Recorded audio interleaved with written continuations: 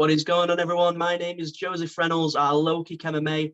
Today, joining me is someone who's constantly making history in combat sports, Monika Chochlikova, who's fighting on Oktagon 37, I do believe. It's the toughest test to date in MMA so far. Preparing for that fight, how are you feeling for it? Hello, everyone. I'm feeling okay. I'm feeling really well. My preparation is finishing.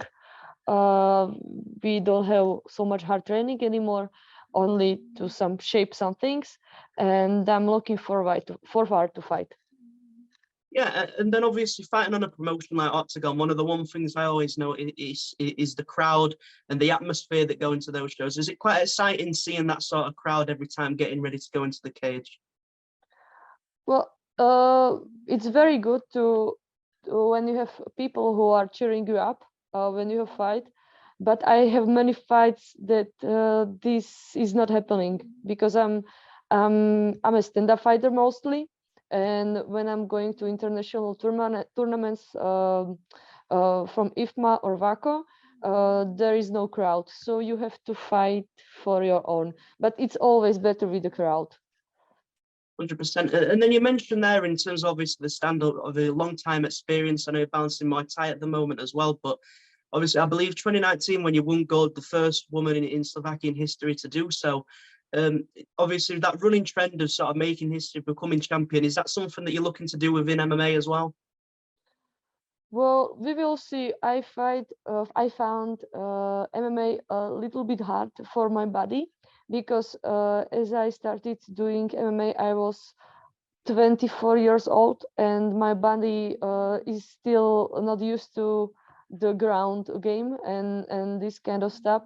So I have to be very careful to not get injured during the fight camps and during the preparation for my fights.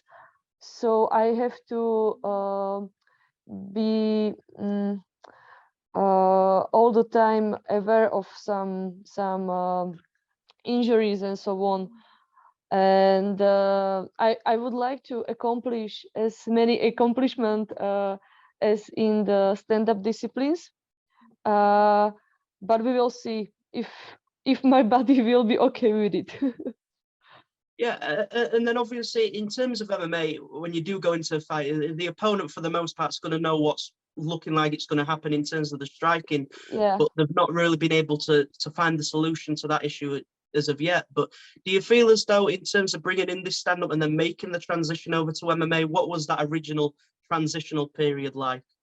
Well, it was very fast because I wasn't planning to do MMA for some time, but it was COVID. It was 2020, and instead of discipline, there were no tournaments. I had no fight, and I was very frustrated because I was training anyway without any fight.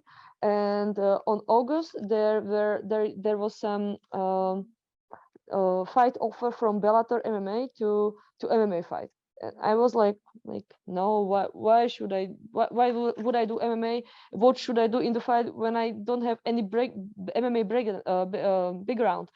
But we discovered that the opponent is also one girl from Muay Thai, and she is doing also her MMA debut, and she is not so much experienced than some fighters who are doing MMA for the long term.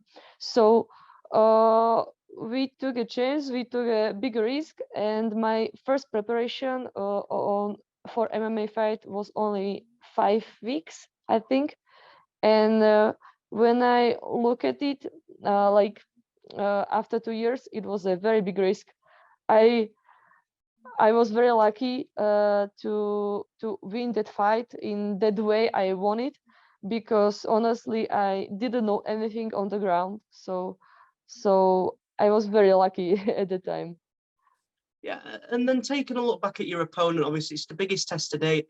She only very recently fought as well against the UFC veteran, but taking a look at your opponent for this fight, how does she make you feel in terms of what she brings to the table?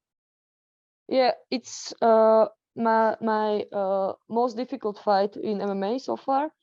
Katharina Dalisda is very experienced, much more experienced than I am.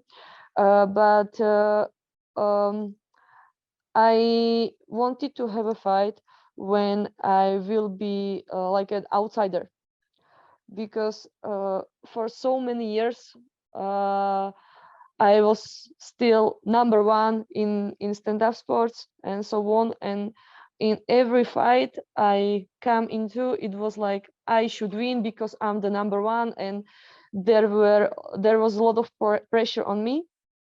And that's why we decided that we take a much experienced fighter who on paper should win this fight very easily, because I don't want to feel the pressure. I want to fight with like the lightness and stuff like that, that I have nothing to lose. When I will surprise everyone, and when I lose, nothing happens, because the girl is very experienced and she's really good. And as you mentioned, she win over the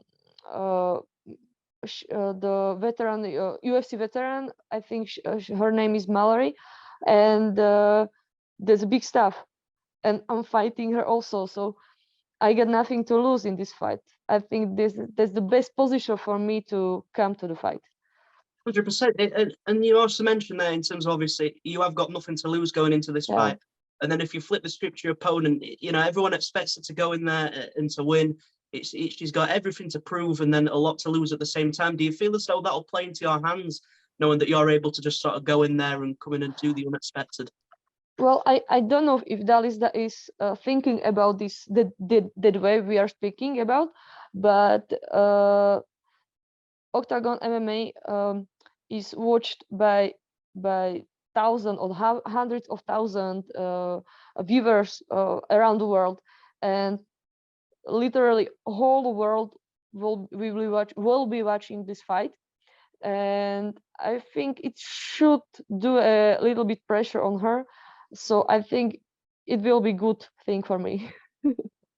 100%. And then just to also touch on women's combat sports in general and the progression and the growth of the sport, especially now seeing the amount of women that are coming in, especially like over here in England. There's a lot more women doing the sport, whether it's MMA, Muay Thai, kickboxing, but to start to see the progression and how many more women are getting involved with the sports in general. What's that like to see, sort of being in the sport for a long time?